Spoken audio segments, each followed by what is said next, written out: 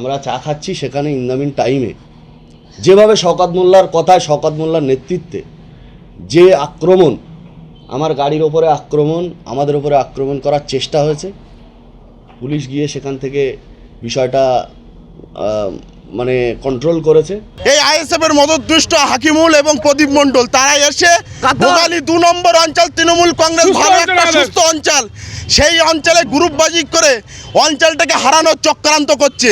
অভিষেক বন্দ্যোপাধ্যায়, মমতা বন্দ্যোপাধ্যায় করজোড়ে আবেদন করবে এই হাকিমুল, আরাবুল, প্রদীপ, অদূত সহ অবিলম্বে দল থেকে যদি না বহিষ্কার হয় আমরা কঠিন আন্দোলনের ডাক দেবো।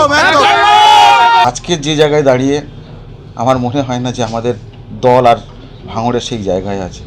দলের কাছে শুধু প্রার্থনা করব দল যেন ভাঙড়ের দিকে তাকায় এবং ভাঙড়ে একটা সুষ্ঠু পরিবেশ যেন ফিরিয়ে আনে। ক্যানিংয়ের যে নোংরা পরিবেশ এই ভাঙড়ে যেন ইনজেক্ট না হয়, এটা দলের কাছে আমাদের প্রার্থনা।